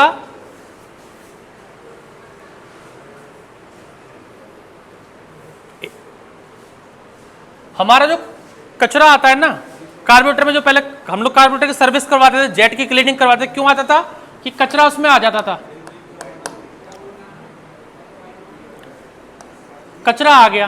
पहली बात तो कचरा आता कहां से? फ्यूल टैंक से। फ्यूल टैंक जहां पर ऑक्सीजन रहेगी, ऑक्सीजन से मॉइस्चर रहता है। टंकी आपकी जो है, टंकी ऐसा तो नहीं है कि हमेशा फुल चलती रहेगी ऊपर भर के। 1 लीटर पेट्रोल हो सकता है, 2 लीटर हो सकता है, 3 लीटर हो सकता है, 4 लीटर हो सकता है, आधी टंकी तो खाली रहेगी। अब जब ढक्कन खोलते हैं उसमें ऑक्सीजन तो रहती है, ऑक्सीजन से जो अंदर का जो उसमें प्लेट है वो ऑक्सीजन के संपर्क में आएगी। आप कोई भी लोहा है इसको 1 साल के लिए 10 दिन के लिए छोड़ दो, इसको ऐसे की ऐसे, ये जंग आएगी नहीं आएगी? ये जंग आ किससे रही है? जो हमारी वातावरण में ऑक्सीजन है और मॉइस्चर है, मॉइस्चर मतलब पानी, पानी का नमी, उससे आ रही है। अब जो टंकी जो अंदर है वो आधी तो पेट्रोल से भरी रहती है, आधी खाली है। तो आधी खाली में अंदर क्या रहता है? बारीक बारीक मॉइस्चर, कण से कचरा इकट्ठा हो जाता है। तो उसके लिए पेट्रोल टी आती थी, उसको साफ करते थे, फिर भी कार्बोरेटर में कचरा आ जाता था। अब हम लोगों ने जो फ्यूल पंप लाए हैं, जो BS6 में जो फ्यूल पंप आया है, उस फ्यूल पंप में क्या दी हुई है? पहले से जाली दी हुई है। एक फ्यूल पंप लाना भी नहीं सर, एक कोई खुला पड़ा हो तो। इस फ्यूल पंप में क्या दी हुई है सर? जाली दी हुई है। हमको इंजेक्टर को प्रॉपर गाड़ी स्टार्ट करने को 40 PSI चाहिए। इंजेक्टर को प्रॉपर काम करने को गाड़ी को कितना PSI चाहिए? PSI होता है प्रेशर पर स्क्वायर इंच, कि इतने एरिया में इतना प्रेशर लगना चाहिए, तभी इंजेक्टर क्या करेगा? फुहार देगा। पानी तो बाथरूम में नहाते हैं तो नल की आती है, डायरेक्टली नहा सकते हैं। फुहारा क्यों लगाते हैं? कि वो छोटे छोटे पार्टिकल में डिवाइड होके फैल जाए, तो उसमें टंकी में प्रेशर नहीं रहेगा। आपने इसके ऊपर टंकी लगाई और टंकी के नीचे फुहारा लगा दिया, वो देगा नहीं प्रेशर। 2-3 मंजिल प्रेशर आएगा तभी फुहारा काम करेगा, स्पीड से इंजेक्ट करेगा। तो ये जो आपका फ्यूल पंप है BS6 का, इस फ्यूल पंप में ये जाली रहती है, ये जाली डूबी हुई रहती है। तो जो भी कचरा है वो इस जाली से छन के आएगा। अगर आपको कैसे पता पड़ेगा कि गाड़ी, आपने जब BS6 का प्रैक्टिकल करेंगे, गाड़ी खोलेंगे तो इसमें प्रेशर नापने की मशीन चांसर साइजर के पास है कि इतना प्रेशर इसमें चाहिए। अगर 35 PSI प्रेशर भी आ रहा है, मान लीजिए कोई गाड़ी आपके पास आई और गाड़ी में 30 PSI आ रहा है, आपने देसी तरीके से क्या नापा कि आपने इंजेक्टर लिया, एक W40 का जो कैन आता है ना 500 रुपए का, W40 कैन लिया, उसको इंजेक्टर में लगाया, प्रेशर दिया, इंजेक्टर में 12 वोल्टेज दिया, फुहार कर रहा है। अरे यार इंजेक्टर तो सही है, लेकिन उसका प्रेशर अगर 30 से कम हो जाएगा तो गाड़ी आपकी स्टार्ट होगी नहीं। 25-30 से कम हो गया तो गाड़ी स्टार्ट होगी नहीं। लेकिन आपने क्या देखा है, फुहार मार के इंजेक्टर तो चल रहा है, गाड़ी में और कोई दिक्कत है, लेकिन उसका प्रेशर 30 PSI से ऊपर होना चाहिए। अगर 35 PSI है तो गाड़ी स्टार्ट तो हो जाएगी, लोड लेगी, झटका लेगी, पिकअप नहीं आएगा। उसका रीजन क्या हो सकता है, जाली। आप जाली को साफ करेंगे, जाली साफ करके भी अगर आपका फ्यूल पंप सप्लाई नहीं दे रहा, फिर आप इसकी मोटर चेंज करेंगे फ्यूल पंप की। तो इसको जाली को साफ करना एक रेगुलर रूटीन सर्विस होता है। जाली साफ करने के बाद भी प्रेशर 35 स्क्वायर PSI से नहीं बढ़ा ऊपर, 40 PSI जो कि होना चाहिए, तो क्या है, फ्यूल पंप की मोटर वीक हो गई, खराब नहीं चल रही है वो। आपने यहाँ का पाइप निकाला, करंट दिया, कस्टमर आ भाई साहब गाड़ी हमारी चल नहीं रही, BS6 है, आपने तार लगाया, पेट्रोल में डुबाया एक मग्गे में, क्योंकि यूट्यूब पे बड़े बड़े वो है, देखते हो आप, क्या करा उसने, डाल दिया, पानी निकल रहा है, तो उसको नापेगा कौन भाई। पानी तो एक आधी हॉर्स पावर की टुल्लू पंप की मोटर आती है, और धुआंधार प्रेशर देगी यहाँ पर, उसको 6 मंजिल लेके जाके दिखाओ, बारीक बारीक बारीक का प्रेशर देगी। तो प्रेशर का खेल है इसमें। आपने मग में डाल के उसको करंट दे के, हाँ आ रहा है, सही है यार, इंजेक्टर देसी जुगाड़ लाए, स्प्रे कैन लाए, कर रहा है यार काम, इसे बदल दो भाई इसका। लेकिन आपने प्रेशर नापा ही नहीं कि इसमें एग्जैक्ट प्रेशर होना कितना चाहिए था। रीजन क्या था इसका, इसको वर्किंग करने को 40 PSI इसको प्रेशर देना है। 35 देगा तब भी चलेगा, लेकिन वो चलेगा ही, मजा नहीं आएगा गाड़ी में, छोड़ेगा। तो ये सर जाली वाला एग्जाम्पल, ये जाली, इसमें बड़ी जाली दी हुई जो आपका क्वेश्चन था, तो ये जाली को हम लोग क्लीन कर देंगे। नहीं होगा तो फिर आपको ये मोटर, यहां पर ये मोटर लगती है, अलग से मिलती है, मोटर चेंज करनी पड़ेगी। वापस हम टॉपिक पे आ जाते हैं। O2 सेंसर क्यों लगाया, समझ में आया। आउटपुट पे क्या चीज ज्यादा आ रही है, ऑक्सीजन बिना जले निकल रही है, पेट्रोल के आउटपुट आ रहा है, क्या आ रहा है, ये कमांड देगा इसी को, भाई साहब जो आपको कमांड दे रहा है पागल है वो आपको खा रहा है, आपकी पैसा बर्बाद कर रहा है। TPMS सेंसर मत सुनो, मेरी सुनो, ये चल रहा है तो टकाटक है सब। आप इसको निकाल दोगे ना O2 को, O2 सेंसर के निकालने से कोई भी चेकलेट नहीं आएगी। O2 सेंसर को निकालने से कोई भी चेकलेट इंजन में, ये बोलता मत सुनो मेरी, भाड़ में जाओ, पैसा भागो, मुझे क्या मतलब है। इसका काम सिर्फ मेजरमेंट करना है कि आप जो अपने ताम जाम फ्यूल पंप इंजेक्टर सब लगा रखे, मैं तो बता रहा हूं साहब इसको सही कर लो, नहीं तो भाड़ में जाओ, ये उसका काम है। इसको निकालते कोई इसका चेकलाइट का ऑप्शन नहीं आता। प्रॉब्लम क्या आएगी, इसके नहीं होने से प्रॉब्लम क्या आएगी। O2 sensor position exhaust steam meter तक लगा का रहता है, O2 नापता है, एग्जॉस्ट गैस नापता है। जनरल इसका सिग्नल क्या आएगा, based on amount of oxygen sensor generate electric voltage signal, the engine electronic control receive this voltage signal, determine the air fuel ratio. ये इसके ऑप्शन है कि क्यों आप इसको लगा रहे हो, एयर का, फ्यूल का रेशियो। जो कार्बोरेटर रहता है उसमें एयर फ्यूल रेशियो क्या रहता था, 16 रेशियो 1, 16 रेशियो 1, 16 रेशियो एयर का, 1 रेशियो पेट्रोल का। अगर ये हो जाएगा 18 रेशियो 1 तो गाड़ी का एवरेज अच्छा रह जाएगा। इसको बोलते हैं लीन मिक्सचर। लीन मिक्सचर मतलब हल्का मिक्सचर, एयर तो ज्यादा है लेकिन पेट्रोल कम है। इस कंडीशन में गाड़ी लपक नहीं लेगी, पिकअप नहीं लेगी, 70-80 से ज्यादा बढ़ेगी नहीं, लेकिन एवरेज भरपूर देगी आपको। एक रहता है 14 रेशियो 1, इसमें क्या रहेगा, पेट्रोल जाएगा ज्यादा, हवा की मात्रा क्या हो गई कम, पेट्रोल की ऑटोमेटिक अब ज्यादा हो जाएगी। आप सीमेंट और बजरी मिक्स कर रहे हैं, एक तो मसाला चल रहा है 3/1 का, आप उसमें परात डाल दो, एक बजरी कम, सीमेंट तो एक परात ही है, आप उसमें एक बजरी कम कर दो, 2 परात और एक परात, तो मसाला जो है एकदम भेरेंट होगा, टाइट एकदम। आप 3 एक की जगह 4 एक का बना दो, सीमेंट तो एक परत है, 4 एक परत एक्स्ट्रा डाल दो, मसाला हल्का हो जाएगा, झड़ने लग जाएगा कुछ टाइम बाद। तो ये रेशियो चलता है कार्बोरेटर में। The ECU adjust the amount of fuel injected into the engine achieve to idle for air. अगर ECM इससे कमांड लेके क्या करेगा, फ्यूल इंजेक्शन को क्या करेगा, वापस से सेट करेगा। भाई TPMS की बात मत सुने, मैं भी कह रहा हूं वो भी सुन। वो हवा ज्यादा है, पेट्रोल कम है तो पेट्रोल ज्यादा देगा, जो पूरी हवा जले। तो ये सब कौन करता है नोट, ऑक्सीजन, जो आउटपुट पे लगता है। सारी क्रिया होने के बाद बताता है कि भाई हमारी गाड़ी बिल्कुल परफेक्ट है, इंजन चल रहा है, सब चल रहा है, सब बिल्कुल बढ़िया चल रहा है, कोई दिक्कत नहीं है। ये क्या कौन है, O2 सेंसर। इंजन में कोई बदलाव तो नहीं किया, साइलेंसर में कोई बदलाव तो नहीं किया, बस जो पेट्रोल एयर दे रहे हैं उसको मापने के लिए O2 हम लोग लगाया है। इंजन वही है हमारा, पहला सेंसर। दूसरा आ जाएगा थ्रोटल पोजीशन सेंसर। जनरली इसमें 3 सेंसर मिले रहते हैं। TPMS सेंसर 3 सेंसरों से मिलकर बना होता है। TPMS सेंसर का काम क्या है जनरली, ये कार्बोरेटर, इसको कार्बोरेटर भूल जाओ, ये थ्रोटल बॉडी समझिए, ये पाइप है, ये है आपकी थ्रोटल बॉडी, बटरफ्लाई वाल्व उसमें होता है। अब जो एक्सीलरेटर की केबल है, एक्सीलरेटर केबल कहां लगेगी आपकी, बटरफ्लाई वाल्व में, ठीक है। बटरफ्लाई वाल्व से आपने क्या करा, एक्सीलरेटर लिया। अब एक्सीलरेटर ले लिया, हवा तो चलेगी अंदर। अब इंजेक्टर को कैसा पता पड़ा कि ड्राइवर ने रेस दी है, इंजेक्टर को कैसे पता पड़ा कि मेरे को फ्यूल का रेशियो बढ़ाना है, इंजेक्टर को कैसे पता पड़ा कि मेरे को गाड़ी में स्पीड देनी है। उसके लिए मैंने क्या करा, ये जो इसकी शाफ्ट है ना, बटरफ्लाई वाल्व की शाफ्ट है, इसके इस तरफ अपोजिट तरफ मैंने क्या लगा दिया, TPMS sensor, throttle body position sensor की। भाई इसका जो एंगल है वो कितना उसने रेस दी है, थोड़ी सी दी है या पूरी भर के दे दी, तो वो यहां पर ये लॉक बना रहता है इसमें। ये वाला जो लॉक है, ये लॉक किसमें फंसता है, ये जो शाफ्ट है इसके इस तरफ शाफ्ट में फंस जाता है थ्रोटल बॉडी में, कि ड्राइवर जितना एक्सीलरेटर लेगा, ये TPMS सेंसर किसको कमांड देगा, ECM को, कि साहब एयर आ गई, बटरफ्लाई वाल्व खुल गया, पेट्रोल ज्यादा डालो।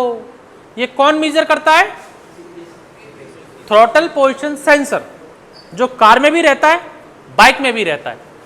ये किसको कमांड करेगा, ECM को। ECM किसको देगा, फ्यूल इंजेक्टर को, ज्यादा जा। जैसे मैंने बताया था, जैसे आपने एक्सीलरेटर लिया, गाड़ी आइडल पे स्टार्ट थी 1000 RPM पे, एक्सीलरेटर थे, एकदम से उसके RPM बढ़े 1000 से 1100 1200, वो किससे बढ़ गए, हवा से। लेकिन TPMS सेंसर एक लिमिट पे 1100 1200 1500 आने के बाद तो पेट्रोल ज्यादा चाहिए। इंजेक्टर को कौन कमांड दिया, भाई इंजेक्टर, ECM कमांड देता है इंजेक्टर, भाई अब क्या कर, ज्यादा स्प्रे कर। टाइमिंग की बात नहीं कर रहा, टाइमिंग की बात कौन करेगा, CKP सेंसर, क्रैंकशाफ्ट पोजीशन के। इंजेक्टर को इंजेक्ट करना कब है उसकी बात नहीं कर रहे अभी, इंजेक्टर को कितना पेट्रोल भेजना है ये उसको ECM कमांड कर रहा है। ECM को कौन बता रहा है कि भैया RPM बढ़ाओ गाड़ी को, TPMS सेंसर। अब इसमें 3 सेंसर मिक्सअप रहते हैं। हवा जा रही है, हवा, हम लोग कूलर क्यों यूज कर रहे हैं, हवा तो पंखे से भी लग रही है, गर्मी जाता है, हमारे शरीर को ठंडक चाहिए, तभी तो कूलर यूज कर रहे हैं हम लोग। एक रहता है इसमें IAT sensor, IAT sensor. IAT का काम क्या है, एयर इनटेक, एयर टेम्परेचर। गाड़ी को, जब गाड़ी हमारी स्टार्ट है, हम लोग सो रहे हैं, सुबह सो रहे हैं, मैंने बोला साहब भागो, जल्दी भागो भागो भागो भागो, जल्दी भागो, भाग लोगे क्या, नहीं। सुबह पहले बेड से उठोगे, आंखें खोलोगे, ब्रेन को एक्टिवेट करोगे, तभी तो दौड़ोगे, चलोगे, तुरंत भाग लोगे। आप जिम में जाएंगे, जिम में पहले क्या रहता है, वार्म आउट। साहब डंबल मत उठाओ, अभी वेट मत उठाओ, पहले पुशअप करो, बॉडी को क्या करो, गर्म करो। तीसरा एग्जांपल, जब गाड़ी हमारी सर्दियों में गाड़ी बंद होगी, आप रेस क्यों देते हो, गाड़ी को गर्म। बॉडी हो चाहे इंजन हो, जब तक वो एक टेम्परेचर पर नहीं आएगा, जब तक ना हम काम करेंगे ना गाड़ी काम करेगी। ये टेम्परेचर कितना होना चाहिए? 80 से 85 डिग्री। 80 से 85 डिग्री से ऊपर जाते ही कार का इंजन हो, बाइक का इंजन हो, ट्रक का इंजन हो, कूलिंग चाहिए। जो लिक्विड कूल्ड इंजन आते हैं KTM R15, जिसमें क्या चलता है? पानी। पानी चल रहा है, पानी को कौन बता रहा है कूल होना है? गाड़ी हाईवे पे चल रही है तो उसके आगे लगा हुआ रेडिएटर, ठंडा हो रहा है, लेकिन गाड़ी खड़ी है, मैं स्टंट कर रहा हूं, यहीं के यहीं घुमा रहा हूं, व्हीली कर रहा हूं, उठा रहा हूं गाड़ी को R15 को, कूलिंग कौन देगा उसको? तो उस पर क्या लगा हुआ है? Radiator fan. क्या लगा हुआ है? Radiator fan. वो कब एक्टिवेट होगा? उसको करंट कब जाएगा? जब उसका टेम्परेचर 80-85 से ऊपर हो जाएगा। हाईवे पे चल रही है R15 या KTM, तब तो उसके रेडिएटर को क्या लग रही है? हवा रेडिएटर से लग रही है, ठंडा हो रहा है, लेकिन गाड़ी खड़ी है, मैं रेस मार रहा हूं करके, कुछ भी कर रहा हूं मैं गाड़ी, तब उसको रेडिएटर फैन, उसको क्या बोलता है? Thermostat switch. क्या बोलेंगे? Thermostat switch. वो क्या करेगा? रेडिएटर को सप्लाई देगा करंट के फैन को चालू होने के लिए। ये सेंसर जो हमारे नॉर्मल BS6 के सेंसर है, उससे एक सेंसर ज्यादा होता है। BS6 में 7 सेंसर, किसमें होंगे वो? ये 7वां सेंसर जिसमें लिक्विड कूल्ड गाड़ी है। थर्मोस्टेट स्विच जो क्या करेगा? 80-85 डिग्री से ऊपर जाते हुए पंखे को चालू कर देगा। जो R15, जब आप प्रैक्टिकल करें, खोलेंगे, जब आपको सर समझाएंगे, दिखाएंगे। और एक रहता है उसमें वाटर पंप, उसमें कार वगैरह जो रहती है, उसमें क्या रहता है? थर्मोस्टेट वाल्व, कि 80 डिग्री पे आते पानी का सर्कुलेशन चालू करना भाई साहब, नहीं तो मत करना।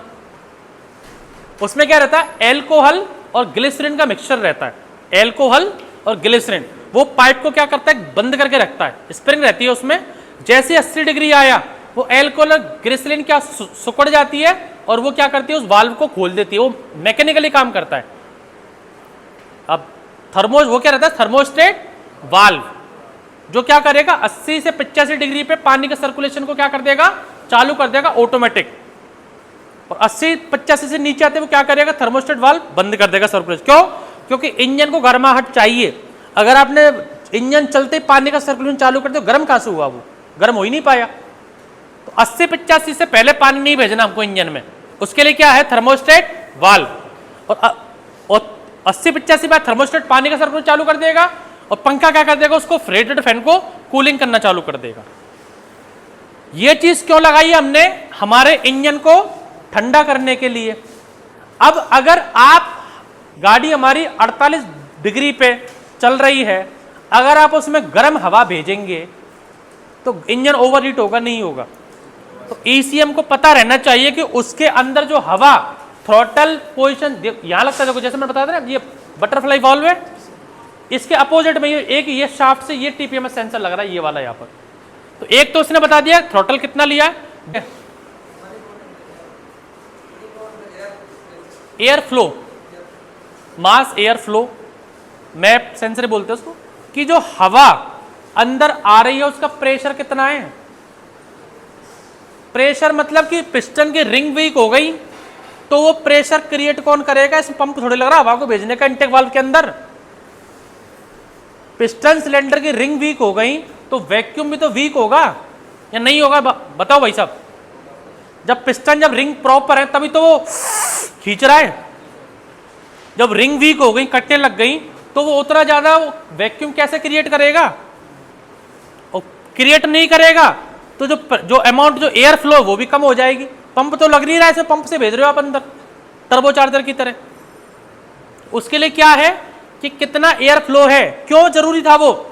आपने एक्सीलरेटर तो पूरा ले लिया। ECM किसके लिए डिजाइन्ड है? प्रॉपर गाड़ी के लिए, यूनिवर्सल के लिए। गाड़ी नई है तभी तो डिजाइन्ड है। आपने पूरा थ्रॉटल ले लिया, इंजेक्टर भरपूर मात्रा में क्या दे रहा है? हवा तो आई नहीं रही साहब। गाड़ी 20 किलोमीटर चल गई, हवा तो आई नहीं रही, पेट्रोल में आग कैसे लगेगी? TPMS सेंसर ने बता दिया वाल्व पूरा खुल गया, ठीक है साहब। हवा इतनी गर्म जा रही है, ठीक है साहब। पेट्रोल तो पूरा प्रेशर से फुल प्रेशर जा रहा है, ठीक है साहब। लेकिन उस इंजन बेचारे में दम ही नहीं पड़ी कि हवा को खींच ले। तो इतनी ज्यादा पेट्रोल डालने का मतलब क्या रहा उसमें? नहीं समझे? जो हवा जा रही है वो कितने प्रेशर से जा रही है? उसके लिए क्या लगाया है, मास एयर फ्लो सेंसर, कि कितनी मात्रा में हवा अंदर जा रही है, वो क्या है, मैप, मास एयर फ्लो, कितनी मात्रा में एयर जा रही है, पहली चीज। दूसरी, उसका टेम्परेचर कितना है, वो हो गया IAT।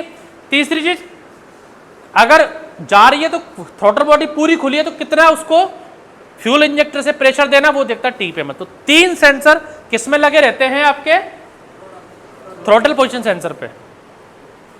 3 in 1, हवा की मात्रा, हवा का टेम्परेचर, और हवा अगर जा रही है तो कितना इंजेक्टर को स्प्रे करना है। तीनों चीज कौन करता है, TPMS sensor, throttle body position sensor. 3 in 1 है। ये पूरी PDF दे दूंगा मैं आपको पढ़ने के लिए। नेक्स्ट पे आ जाओ, क्या क्या रहेगा, TPMS typically mounted on throttle body. कहां लगा, थ्रॉटल बॉडी पे साहब ये माउंट रहता है। काम क्या है, the sensor contain resistant element and a wiper at the throttle valve open और close, the wiper move along the resistive element change the electrical resistant. जो हमारा बटरफ्लाई वाल्व खुला है, जो थ्रॉटल का वाल्व, उसको बोल रहा है, इसमें वाइपर बोला टेक्निकली। वाइपर मतलब जो मैंने जो वाल्व अभी बॉडी जो दिखाई है ना खोल के, जो पर्दा लगा हुआ है जो, उसको वाइपर बोला है। तो वो कितना खुल रहा है, ये उसको मापता है, और उसको माप के इलेक्ट्रिकल, क्योंकि देता कौन सी एनर्जी है ये वोल्ट सिग्नल ही तो देता है। ये कोई हाथ थोड़ी मार रहा हो ECM जग जल्दी, सिग्नल ही दे रहा है। इलेक्ट्रिक एलिमेंट किसको पहुंचाता है, ECU को। फिर यहां पता पड़ता है। बाकी ये फ्यूल इंजेक्टर को है, ये सब इसके पैरामीटर्स है, क्या काम करता है। नेक्स्ट सेंसर आता है इंजन ऑयल टेम्परेचर, कि आप अपनी स्प्लेंडर में, हमारे में ना तो लिक्विड है, ना ऑयल कूल्ड है, ना लिक्विड कूल्ड है, ना रेडिएटर, ना पानी है। अब आप अपनी स्प्लेंडर को लेकर यहां से बिहार बिना ठंडी किए जाएगी क्या, ठंडा करना पड़ेगा ना। BS4 में तो क्या था कि इंजन सीज हो जाते थे। इंजन सीज 2 तरीके से होते हैं, एक ऑयल की वजह से, ऑयल की वजह से इंजन सीज है, मतलब ऑयल निकल गया, या गाड़ी हमारी 20,000 किलोमीटर चल गई, 10,000 किलोमीटर चल गई, रिंग पिस्टन तो घिसे हैं, ऑयल की रिंग वीक हो गई, ऑयल जाने लग गया नीचे से ऊपर, ऑयल खाने लग गई गाड़ी, वाइट धुआं दे रही है, ऑयल तो कम होता जा रहा है, और एक टाइम पे ऑयल रह गया 250 ml या 300 ml। गाड़ी आप कंटिन्यू खींच रहे हो तो रिंग, पिस्टन, बिगन, हेड, इंजन खत्म, सीज। दूसरे तरह सीज होता है इंजन पानी की वजह से। उसमें क्या रहेगा, जो वाटर गैलरीज है, वाटर पंप खराब हो गया, रेडिएटर का फैन चला नहीं, तो जो पिस्टन सिलेंडर था उसको क्या नहीं मिला, कूलिंग नहीं मिली, तो उस टाइम पे सिर्फ क्या सीज होगा, पिस्टन, हेड, वो जहां पर पानी चल रहा है, पिस्टन, रिंग और ब्लॉक। लेकिन जो चीजें ऑयल में चल रही थी वो सीज नहीं हुई है। क्रैंक शाफ्ट ऑयल में डूबी हुई थी, रॉकर है ऑयल में डूबे हुए थे, कैम ऑयल में डूबा हुआ था, टाइमिंग को ऑयल था, तो वो चीजें सीज, उस अगर और पानी की वजह से गाड़ी सीज हुई है तो क्या सीज हुआ है, पिस्टन सिलेंडर, उसको आप चेंज कर सकते हो। ऑयल की वजह से सीज हुआ है तो पूरा इंजन आपको सीज हो गया कंप्लीट। तो BS4 में ऑयल नहीं था, इंजन सीज हो गया तो गाड़ी खत्म होके पता पड़ता था कि यार इंजन सीज हुआ है। BS6 में इंजन ओवरहीट हो गया तो क्या करेगा, टेम्परेचर सेंसर क्या कर देगा, ECM से सेंसर उसकी इंजेक्टर की और फायरिंग की सप्लाई क्या कर देगा, बंद, कि भाई तू लगा धक्के से ले जा, मैं तो नहीं चालू कर रहा है इसको। उसने इंजन को BS6 में सीज होने से बचा लिया। यह काम किसका है, इंजन ऑयल टेम्परेचर सेंसर, जो मेनली कहां लगा रहता है, ब्लॉक पर, ब्लॉक के पास, क्योंकि सबसे ज्यादा हीट कहां जनरेट होती है, ब्लॉक में। समझ में आया। इसको ना तो मतलब है पेट्रोल से, इसको ना मतलब फ्यूल से, कि भाई जो चल रहा है चलने दो, इंजन ठंडा हो रहा नहीं हो रहा, यहां पर सब चल रहा है। दीपा मैडम देख रही है, भाई गर्मी तो नहीं, पंखा चालू करूं बंद करूं, मैडम को मतलब नहीं है क्या चल रहा है ट्रेनिंग में, भाड़ में जाओ, गर्मी लगे तो पंखा चालू कर दूंगी मैं। तो इसका क्या काम है, टेम्परेचर का, इंजन भैया गर्म तो नहीं हो रहा, ओवर हीट, ठंडा हो जा, पानी पी ले, रुक जा। टेम्परेचर, इंजन चेंज तो नहीं किया, इंजन वही है, रिंग पिस्टन चेंज तो नहीं हुआ इंजन हमारा, सिर्फ BS6 में टेम्परेचर सेंसर बढ़ाया।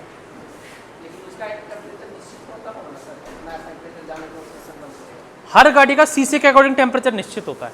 CC जितना ज्यादा CC होगा उतना ज्यादा हीट जनरेट करेगा वो। उसका हर इंजन का टेम्परेचर अलग रहता है मानक। 100 सीसी का अलग है, 60 का अलग है, 350 का अलग है, हायाबूसा हार्ले डेविडसन का उनका अलग है। इंजन जितना बड़ा होगा उतना सीसी बड़ा होगा, उतना पिस्टन बड़ा होगा, जितना पिस्टन बड़ा होगा उतना ज़्यादा ब्लास्ट ज़्यादा होगा, ब्लास्ट ज़्यादा होगा तो उसकी टेम्परेचर की मात्रा उतनी बढ़ेगी। तो वो हर गाड़ी का अलग है। नेक्स्ट आता है crank shaft position sensor. BS4 जो इंजन आता था, BS4 इंजन में एक रहती थी पिकअप कॉइल, एक तो रहती नॉर्मल कॉइल। उस कॉइल का काम है कि 12 वोल्टेज कंटिन्यू जनरेट करे। इंजन चल रहा है, इनटेक हुआ, कंप्रेशन हुआ, कंबशन हुआ, एग्जॉस्ट हुआ। स्पार्क प्लग को कैसे पता लगा कि पिस्टन तीसरे स्ट्रोक पे आ गया, उसको स्पार्क करना है? स्पार्क प्लग को कैसे पता पड़ा कि इसी जगह स्पार्क करना है?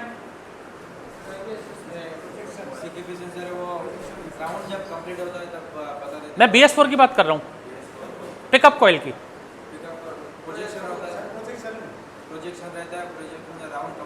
जो आपका रोटर रहता है वहां पर क्या लगा, टाइमिंग के लिए क्या लगाई है? पोजीशन लगाई है। वो उसकी टाइमिंग चेंज नहीं होती क्योंकि उसमें कट लग के क्रैंकशाफ्ट में पिन लग रही है। तो कंपनी ने बताया हुआ कि पिस्टन थर्ड स्ट्रोक पे जब आने वाला होगा उस टाइम पे जो पावर स्ट्रोक रहता है, दूसरा स्ट्रोक जैसे खत्म होगा उसी टाइम पे स्पार्क होगा थर्ड स्ट्रोक स्टार्ट होने के लिए। तो पिकअप कॉइल को पता लग गया, पिकअप कॉइल ने कमांड दी CDI में, CDI से गई ST कॉइल में, ST कॉइल ने स्पार्क प्लग को स्पार्क दिया। लेकिन BS6 में क्या आ गया? Fuel injector. फ्यूल इंजेक्टर भी कब स्पार्क करना है? उसी थर्ड स्ट्रोक में। इनटेक कर रहा है तब पेट्रोल नहीं भेजनी, कंप्रेशन करना है तब पेट्रोल नहीं भेजनी, धुआं बाहर निकालना है एग्जॉस्ट तब पेट्रोल नहीं भेजनी। भेजनी कब है? जब दूसरा स्ट्रोक कंप्लीट होने पे आया और तीसरा स्ट्रोक चालू होने पे, तब इसको स्पार्क पेट्रोल भेजना है। उसको कौन बताया? CKP, crank shaft position sensor ने किसको कमांड दी? ECM को। ECM ने कमांड दी फ्यूल इंजेक्टर को, इंजेक्टर ने लो साहब। तो CKP pickup coil combined setup को हम लोग क्या बोलते हैं अभी? CKP sensor, crank shaft position sensor. BS4 में जनरली इसको माना जाता था पिकअप कॉइल से, वही मैंने यहां पर लिखा हुआ है।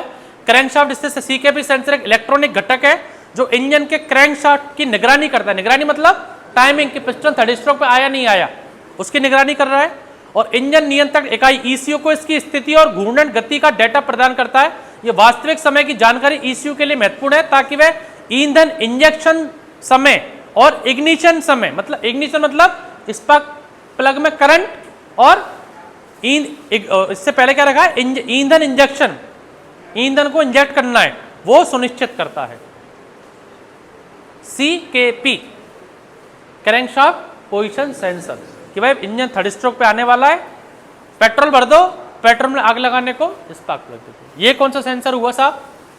Crankshaft position. इंजन चेंज तो नहीं हुआ, इंजन वही है, भारी लगाया है, रिंग पिस्टन हेड क्रैंक सब वही है, अलग से तो कुछ नहीं है चेंज, इसमें सब भारी लग रहे हैं। जितने 4 सेंसर बताए मैंने आपको, ये इसके सिग्नल हैं, क्या इसमें है क्या नहीं आएगा, ये टाइम अब जब दे दूंगा उसको पढ़ते, जो मैंने वर्बली बताया वही लिखा हुआ है। नेक्स्ट आता है साहब, ये मैंने आपको बता दिया था, IAT सेंसर, जो किसके संग लगा रहता है? थ्रॉटल बॉडी पे ये लगा रहता है कि टेम्परेचर क्या है साहब, एयर इनटेक का, ओवर हीट तो नहीं जा रही गाड़ी। ये किसके 3 सेंसर बताए थे ना मैंने? IAT, मास एयर फ्लो और TPMS, वो तीनों 3-in-1 सेंसर कहाँ रहते हैं हमारे थ्रॉटल बॉडी में, ये मैंने आपको बता दिया है। एक जो इसका जो एग्जाम्पल था ना, जो मैंने आपको मैं बता रहा था हवा वाला, हवा जरूरी क्यों है? गर्म हवा इंजन में नहीं जानी चाहिए। आपने देखा होगा स्कॉर्पियो है या मेरी फॉर्च्यूनर, उसके बोनेट पे ये कट लगा रहता है, ये कट देखा ना फॉर्च्यूनर पे, स्कॉर्पियो पे कट रहता है। ये क्या रहता है? जो नॉर्मल कार है उसमें ये फ्रंट पे रहता है, ये दिखता नहीं है। ये इसमें एक चीज आती है टर्बो चार्जर, जैसे हायाबूसा ये सब सुपर बाइक अगर टर्बो चार्जर रहता है। आपने इंजन स्टार्ट किया, 4 स्ट्रोक हुए, जो चौथा स्ट्रोक है, पिस्टन क्या कर रहा है? धुएं को बाहर निकाल रहा है। उस धुएं को जो बाहर निकल रहा है एग्जॉस्ट से, उसमें कुछ प्रेशर है या नहीं है। अब साइलेंसर के पीछे हाथ रखो, गाड़ी में रेस दो, साइलेंसर के पीछे हाथ रखो, हवा प्रेशर में आ रहा है नहीं आ रहा? वो प्रेशर कुछ यूज किया आपने? वेस्ट किया आप? वो प्रेशर बनाया किसने? पिस्टन ने। उसके पीछे आप लगा दो एक पंखा, साइलेंसर के पीछे क्या लगा दो? एक पंखा प्लास्टिक का छोटा। प्रेशर आया, वो पंखा घूमा नहीं घूमा?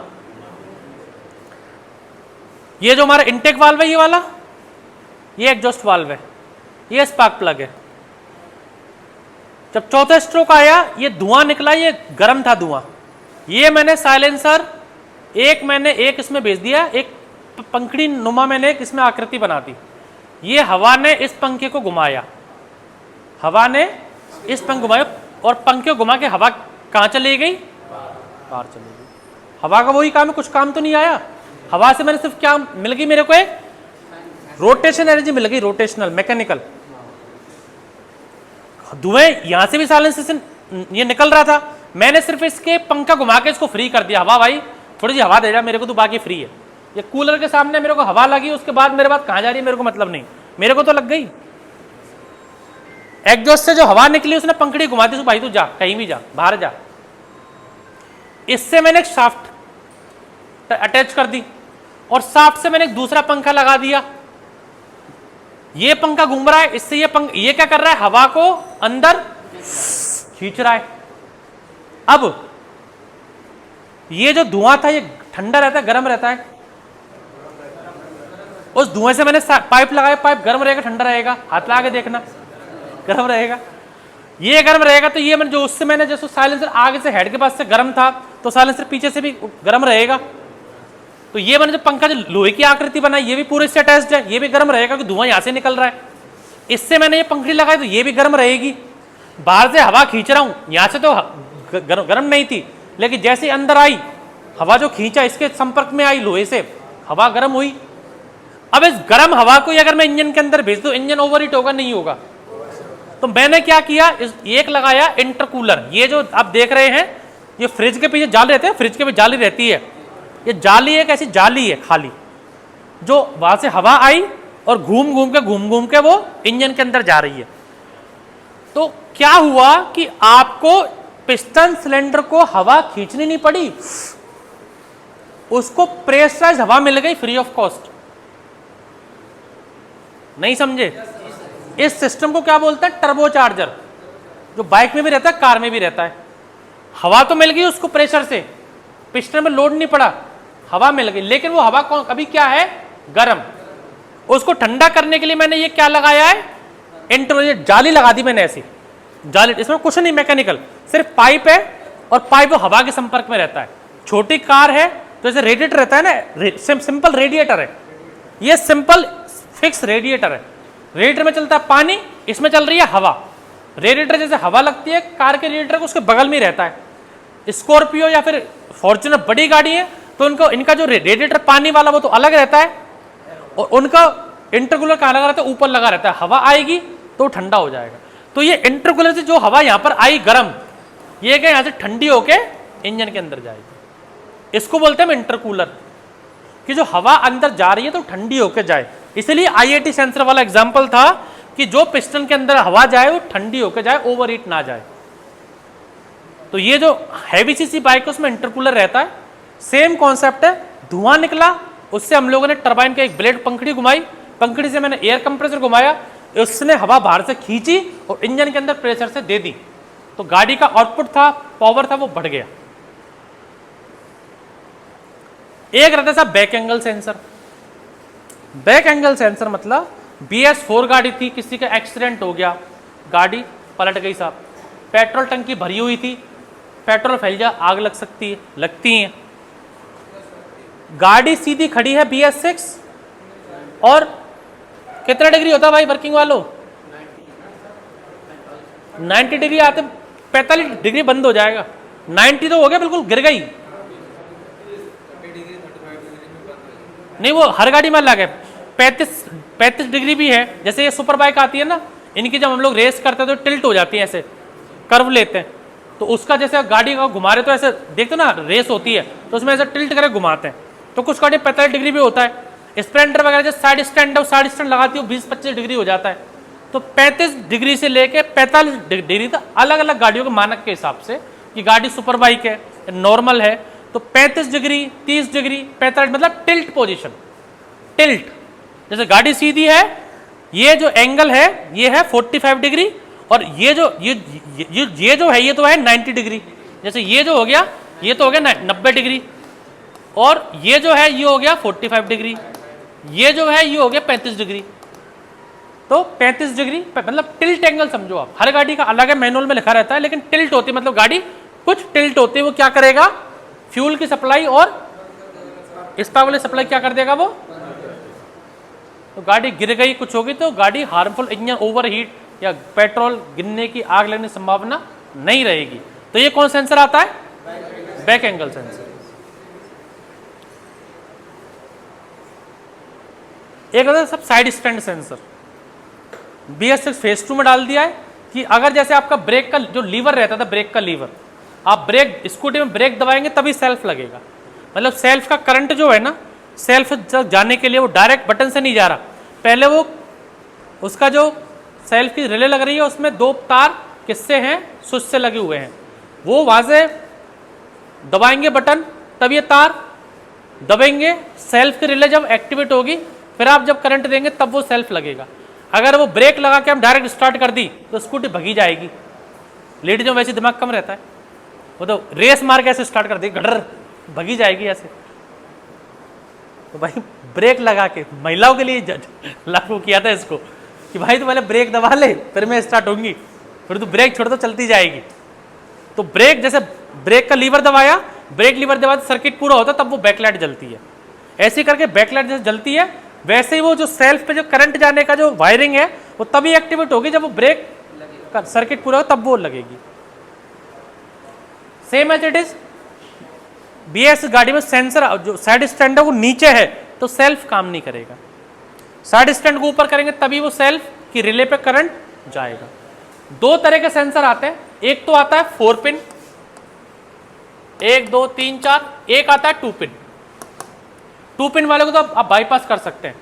जैसे ये जो सेल्फ का जो बटन है ना सेल्फ का, यहां से आ रहा है और यहां पर ये सेल्फ पे जा रहा है। अब जब साइड स्टैंड अगर साइड में है तो ये और ये पॉइंट क्या हो गया, अंदर से इंटरनली मिल गए। अगर ये सेंसर खराब हो गया, कस्टमर को जाना है, सेंसर मिल नहीं रहा, तो आपने क्या किया, इस कपलर को उठा के इसको अटैच कर दो, करंट यहां से डायरेक्टली पहुंच जाएगा। 4 पॉइंट वाला है, इसमें क्या रहेगा, किसी पे आता 3 वोल्टेज, किसी पे आता 5 वोल्टेज, किसी पे आता 9 voltage.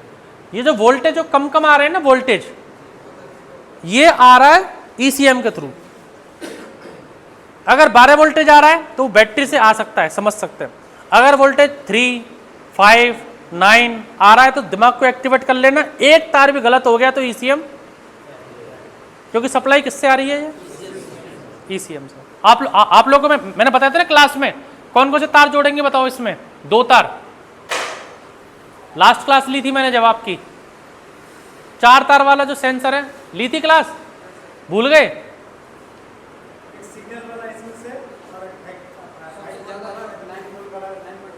Maximum voltage, maximum voltage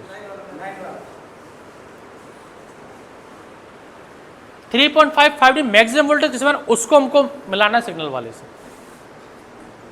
last class ली थी मैंने आप लोगों की यहाँ बैठ के, वो जो रील गई है 5 मिलियन गई है ना, रील 5 मिलियन गई है जो मेरी, उसको देखना यूट्यूब पे पड़ा हुआ है वो, उसमें पूरा मैंने डिस्क्राइब किया हुआ है। ये तो अभी समझ नहीं पाएंगे इसलिए ज़्यादा गहराई में नहीं ले जा रहा, आपको समझना है।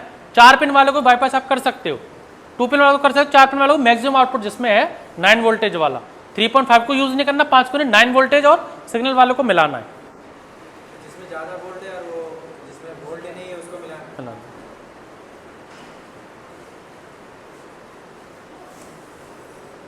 VSS एंगल ये किसके लिए रहता है, स्पीड के लिए। गाड़ी की स्पीड क्या है, जो पावर स्पीड जो ऑन ऑफ वाली आ रही है, पहले आई थी NXG i स्मार्ट, सिग्नल पे गाड़ी खड़ी है तो गाड़ी ऑटोमेटिक क्या हो जाती है, ऑन ऑफ जो फीचर आता है वो इसके थ्रू काम करता है कि इंजन स्टार्ट है, क्रैंकशाफ्ट पोजीशन सेंसर ने आरपीएम बता रहा है कि 1000, इंजन स्टार्ट है लेकिन गाड़ी,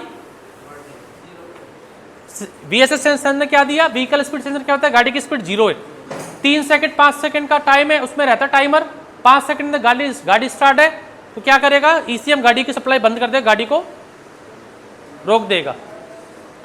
और दूसरी चीज, गाड़ी का जो स्पीडोमीटर आगे वो क्या आ गया अभी, डिजिटल। तो नॉर्मल गाड़ी में तो क्या आता था, टाइमिंग चेन आती थी, घूमने वाली चेन, जो वहां पर क्या करती थी, उसको जो नॉर्मल मीटर था एनालॉग उसको घुमाती थी। लेकिन जो डिजिटल मीटर आ गए उसको क्या चाहिए, स्पीड डिजिटल क्या चाहिए, उसको सिग्नल चाहिए। डिजिटल सिग्नल कौन दे सकता है, वीएसएस सेंसर। इसलिए हम लोगों ने डिजिटल स्पीडोमीटर के लिए ये सेंसर लगाया, एक लगता है वीएसएस और एक लगता है एबीएस का, एंटी ब्रेकिंग सिस्टम का। खाने का टाइम हो रहा है आपका, इसलिए मैं फटाफट से इसको हम लोग अभी करते हैं बंद। ये तो खैर ट्रेनिंग आपको पता ही है, 3 से 4 महीने का कोर्स है, 32,500 फीस है, 6500 हॉस्टल का है। यूट्यूब वालों को मैं बता रहा हूँ, ट्रेन टिकट बुक करके भेजनी है, उससे एडमिशन हो जाता है। डेमो इंजन 20 टाइप के इंजन है, 7 टाइप के 100 से 160 सीसी की BS6 बाइक है। 3rd फ्लोर पे प्रीमियम बाइक्स की ट्रेनिंग है, फिर इलेक्ट्रिक व्हीकल की ट्रेनिंग करनी है, बाइक की सीम की ट्रेनिंग करनी है, बाइक मीटर की, यही सब है सब कोर्स हमारा। ऑनलाइन पैसा किसी को डालना नहीं है, ये सुन रहे यूट्यूब वाले। तो ये था आज का एक छोटा सा क्लास BS6 के सेंसर को भूताप को हटाने के लिए। लेकिन ये पूरा की पूरा थ्योरी ज्ञान 0 है जब तक आप खुद से एक एक सेंसर को अपने हाथ में लेके नहीं लेंगे, हाथ में तार नहीं देखेंगे, उसको टेस्ट नहीं करेंगे, उसको लगाएंगे नहीं और उसको स्कैनर से नहीं करेंगे। जब तक ये पूरा ज्ञान मैंने आज दिया, 3 दिन बाद आप भूल जाओगे, लिखवा लो। ये सब चीजें टाइम पास है, थ्योरी समझना होता तो यूट्यूब वाले देखना ये मैकेनिक बन जाते। ये सब ज्ञान अधूरा है, ये सिर्फ 1% ज्ञान है। 99% आएगा कि ब्रांड न्यू BS6 गाड़ी जो मैंने बताई है, ये सेंसर एक एक सेंसर को अपने हाथ से खोलो, निकालो, इंजन ऐसे खुला हुआ ऐसे लगाओ, खुद से फिट करो, फिर सेल्फ स्टार्ट करो, तब ये आपको जीवन भर ये चीज़ें याद रहेंगी। अभी तो 6-7 सेंसर ही हैं, आने वाले टाइम BS7 में और आ जाएगा। BS7 में क्या आ रहा है पता है, टायर कितना घिस रहा है, टायर कितना घिस रहा है और टायर के घिसने से कितने पार्टिकल हवा में आ रहे हैं, उसका सेंसर आ रहा है BS7 में। टायर घिसने के पार्टिकल कि भैया कितना पार्टिकल घिस रहा है, हमारे मुंह पे सेंसर लग जाएगा 10 साल बाद। भाई क्या खाता है, पान मसाला, ताला लगा, नहीं तो चालान है तेरा। सिगरेट पीता है, ताला लगा भाई, चालान करो इसका। BS7 में कि टायर कितना घिस रहा है बाबू, इसका पार्टिकल है ना, पार्टिकल से कितना नुकसान बताओ। लेकिन आ रहा है, क्या तथ्य है इसका, कितना पॉल्यूशन हो रहा है।